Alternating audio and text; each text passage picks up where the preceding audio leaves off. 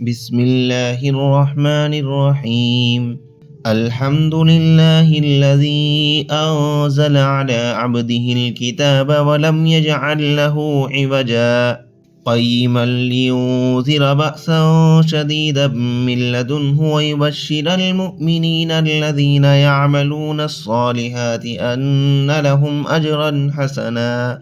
ماكثين فيه أبدا وينذر الذين قالوا اتخذ الله ولدا ما لهم به من علم ولا لآبائهم كبرت كلمة تخرج من أفواههم إن يقولون إلا كذبا فلعلك باخئ نفسك على آثارهم إن لم يؤمنوا بهذا الحديث أسفا إنا جعلنا ما على الأرض زينة لها لنبلوهم أيهم أحسن عملا وإنا لجاعلون ما عليها سعيدا جرزا أم حسبت أن أصحاب الكهف والرقيم كانوا من آياتنا عجبا إذ أوى الفتية إلى الكهف فقالوا ربنا آتنا من لدنك رحمة وهيئ لنا من أمرنا رشدا فضربنا على آذانهم في الكهف سنين عددا ثم بعثناهم لنعلم أي الحزبين أحصى لما لبثوا أمدا نحن نقص عليك نبأهم بالحق إنهم فتية آمنوا بربهم وزدناهم هدى وربطنا على قلوبهم إذ قاموا فقالوا ربنا رب السماوات والأرض لن ندعو من دونه إلها لقد قلنا إذا شططا هؤلاء قومنا اتخذوا من دونه آلهة لولا يأتون عليهم بسلطان بين فمن أظلم ممن افترى على الله كذبا وإذ اعتزلتموهم وما يعبدون إلا الله فأووا إلى الكهف ينشر لكم ربكم من رحمته ويهيئ لكم من أمركم مرفقا وترى الشمس إذا طلعت تزاور عن كهفهم ذات اليمين وإذا غربت تقرضهم ذات الشمال وهم في فجوة منه ذلك من آيات الله من يهد الله فهو المهتد ومن يضلل فلن تجد له وليا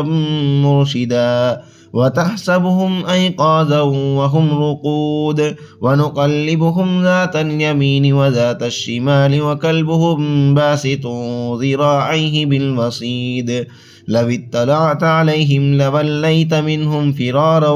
ولملئت منهم رعبا وكذلك بعثناهم ليتساءلوا بينهم قال قائل منهم كم لبثتم قالوا لبثنا يوما أو بعد يوم قالوا ربكم أعلم بما لبثتم فابعثوا أحدكم بورقكم هذه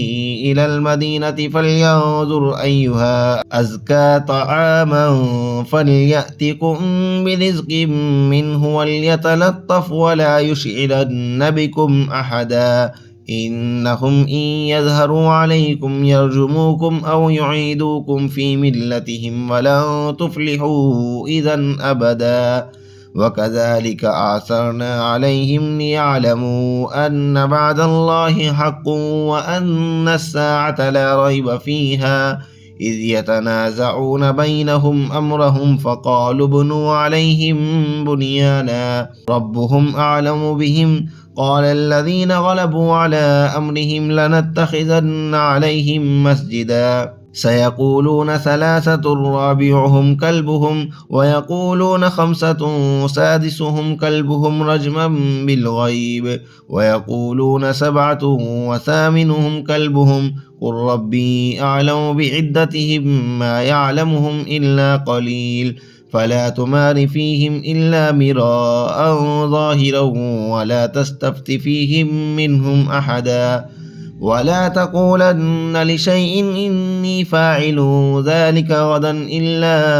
أن يشاء الله واذكر ربك إذا نسيت وقل عسى أن يهديني ربي لأقرب من هذا رشدا ولبثوا في كهفهم 300 سنين وازدادوا 9. قل الله أعلم بما لبثوا له غيب السماوات والأرض أبصر به وأسمع ما لهم من دونه من ولي ولا يشرك في حكمه أحدا. واتل ما أوحي إليك من كتاب ربك لا مبدل لكلماته ولن تجد من دونه ملتحدا. واصبر نفسك مع الذين يدعون ربهم بالغداة والعشي يريدون وجهه ولا تعد عيناك عنهم تريد زينة الحياة الدنيا ولا تطع من أغفلنا قلبه عن ذكرنا واتبع هواه وكان أمره فرطا. وقل الحق من ربكم فمن شاء فليؤمن ومن شاء فليكفر إنا أعتدنا للظالمين نارا أحاط بهم سرادقها وإن يستغيثوا يغاثوا بماء كالمهل يشوي الوجوه بئس الشراب وساءت مرتفقا. إن الذين آمنوا وعملوا الصالحات إنا لا نضيع أجر من أحسن عملا أولئك لهم جنات عدن تجري من تحتهم الأنهار يحلون فيها من أساور من ذهب ويلبسون ثيابا خضرا من سندس واستبرق متكئين فيها على الأرائك نعم الثواب وحسنت مرتفقا. واضرب لهم مثل الرجلين جعلنا لأحدهما جنتين من أعناب وحففناهما بنخل وجعلنا بينهما زرعا كلتا الجنتين آتت أكلها ولم تظلم منه شيئا وفجرنا خلالهما نهرا وكان له ثمر فقال لصاحبه وهو يحاوره أنا أكثر منك مالا وأعز نفرا ودخل جنته وهو ظالم لنفسه قال ما أظن أن تبيد هذه أبدا وما أظن الساعة قائمة ولئن رددت إلى ربي لأجدن خيرا منها منقلبا. قال له صاحبه وهو يحاوره أكفرت بالذي خلقك من تراب ثم من نطفة ثم سواك رجلا لكن هو الله ربي ولا أشرك بربي أحدا. ولولا إذ دخلت جنتك قلت ما شاء الله لا قوة إلا بالله إن ترني أنا أقل منك مالا وولدا فعسى ربي أن يؤتيني خيرا من جنتك ويرسل عليها حسبانا من السماء فتصبح سعيدا زلقا أو يصبح ماؤها غورا فلن تستطيع له طلبا. وأحيط بثمره فأصبح يقلب كفيه على ما أنفق فيها وهي خاوية على عروشها ويقول يا ليتني لم أشرك بربي أحدا. ولم تكن له فئة ينصرونه من دون الله وما كان منتصرا هنالك الولاية لله الحق هو خير ثوابا وخير عقبا. واضرب لهم مثل الحياة الدنيا كماء إن أنزلناه من السماء فاختلط به نبات الأرض فأصبح هشيما تذروه الرياح وكان الله على كل شيء مقتدرا.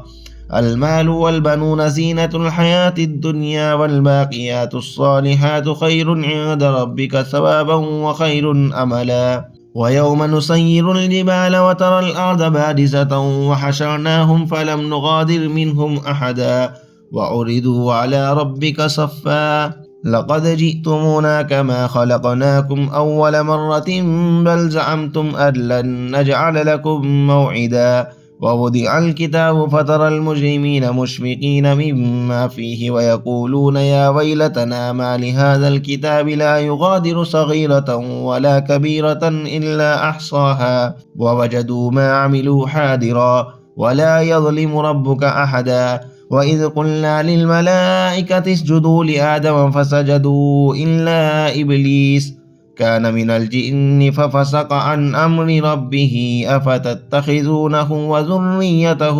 أولياء من دوني وهم لكم عدو بئس للظالمين بدلا ما أشهدتهم خلق السماوات والأرض ولا خلق أنفسهم وما كنت متخذ المضلين عددا ويوم يقول نادوا شركائي الذين زعمتم فدعوهم فلم يستجيبوا لهم وجعلنا بينهم موبقا ورأى المجرمون النار فظنوا أنهم مواقعوها ولم يجدوا عنها مصرفا ولقد صرفنا في هذا القرآن للناس من كل مثل وكان الإنسان أكثر شيء جدلا وما منع الناس أن يؤمنوا إذ جاءهم الهدى ويستغفروا ربهم إلا أن تأتيهم سنة الأولين أو يأتيهم العذاب قبلا وما نرسل المرسلين إلا مبشرين ومنذرين ويجادل الذين كفروا بالباطل ليدحضوا به الحق واتخذوا آياتي وما أنذروا هزوا ومن أظلم ممن ذكر بآيات ربه فأعرض عنها ونسي ما قدمت يداه إنا جعلنا على قلوبهم أكنة أن يفقهوه وفي آذانهم وقرا وإن تدعهم إلى الهدى فلن يهتدوا إذا أبدا وربك الغفور ذو الرحمة لو يؤاخذهم بما كسبوا لعجل لهم العذاب بل لهم موعد لن يجدوا من دونه موئلا وتلك القرى أهلكناهم لما ظلموا وجعلنا لمهلكهم موعدا وإذ قال موسى لفتاه لا أبرح حتى أبلغ مجمع البحرين أو أمضي حقبا فلما بلغا مجمع بينهما نسيا حوتهما فاتخذ سبيله في البحر سربا فلما جاوزا قال لفتاه آتنا غداءنا لقد لقينا من سفرنا هذا نصبا قال أرأيت إذ أوينا إلى الصخرة فإني نسيت الحوت وما أنسانيه إلا الشيطان أن أذكره واتخذ سبيله في البحر عجبا قال ذلك ما كنا نبغي فارتدا على آثارهما قصصا فوجدا عبدا من عبادنا آتيناه رحمة من عندنا وعلمناه من لدنا علما قال له موسى هل أتبعك على أن تعلمني مما علمت رشدا قال إنك لن تستطيع معي صبرا وكيف تصبر على ما لم تحط به خبرا قال ستجدني إن شاء الله صابرا ولا أعصي لك أمرا قال فإن اتبعتني فلا تسألني عن شيء حتى أحدث لك منه ذكرا فانطلقا حتى إذا ركبا في السفينة خرقها قال أخرقتها لتغرق أهلها لقد جئت شيئا إمرا قال ألم أقل إنك لن تستطيع معي صبرا قال لا تؤاخذني بما نسيت ولا ترهقني من أمري عسرا فانطلقا حتى إذا لقيا غلاما فقتله قال أقتلت نفسا زكية بغير نفس لقد جئت شيئا نكرا قال ألم أقل إنك لن تستطيع معي صبرا قال إن سألتك عن شيء بعدها فلا تصاحبني قد بلغت من لدني عذرا فانطلقا حتى إذا أتيا أهل قرية استطعما أهلها فأبوا أن يضيفوهما فوجدا فيها جدارا يريد أن ينقض فأقامه قال لو شئت لاتخذت عليه أجرا قال هذا فراق بيني وبينك سأنبئك بتأويل ما لم تستطع عليه صبرا أما السفينة فكانت لمساكين يعملون في البحر فأردت أن أعيبها وكان وراءهم ملك يأخذ كل سفينة غصبا وأما الغلام فكان أبواه مؤمنين فخشينا أن يرهقهما طغيانا وكفرا فأردنا أن يبدلهما ربهما خيرا منه زكاة وأقرب رحما وأما الجدار فكان لغلامين يتيمين في المدينة وكان تحته كنز لهما وكان أبوهما صالحا فأراد ربك أن يبلغا أشدهما ويستخرجا كنزهما رحمة من ربك وما فعلته عن أمري ذلك تأويل ما لم تستطع عليه صبرا ويسألونك عن ذي القرنين قل سأتلو عليكم منه ذكرا إنا مكنا له في الأرض وآتيناه من كل شيء سببا فأتبع سببا حتى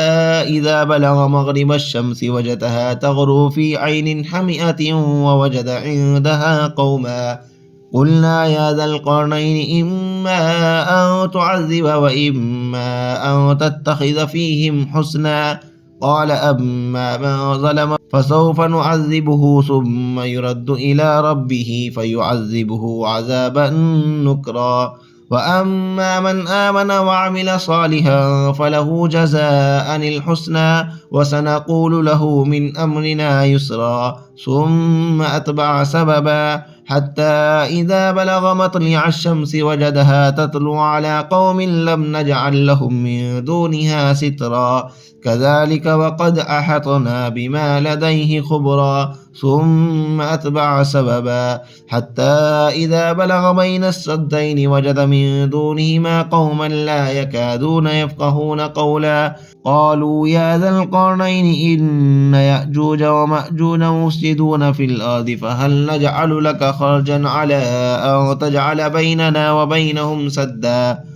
قال ما مكني فيه ربي خير فاعينوني بقوة أجعل بينكم وبينهم ردما آتوني زبر الحديد حتى إذا سابا بين الصدفين قال انفخوا حتى إذا جعله نارا قال آتوني أفرغ عليه قطرا فما استطاعوا أن يظهروه وما استطاعوا له نقبا قال هذا رحمة من ربي فإذا جاء وعد ربي جعله دكا وكان وعد ربي حقا وتركنا بعدهم يومئذ يموج في بعد ونفخ في الصور فجمعناهم جمعا وعرضنا جهنم يومئذ للكافرين عرضا الذين كانت أعينهم في غطاء عن ذكري وكانوا لا يستطيعون سمعا أفحسب الذين كفروا أن يتخذوا عبادي من دوني أولياء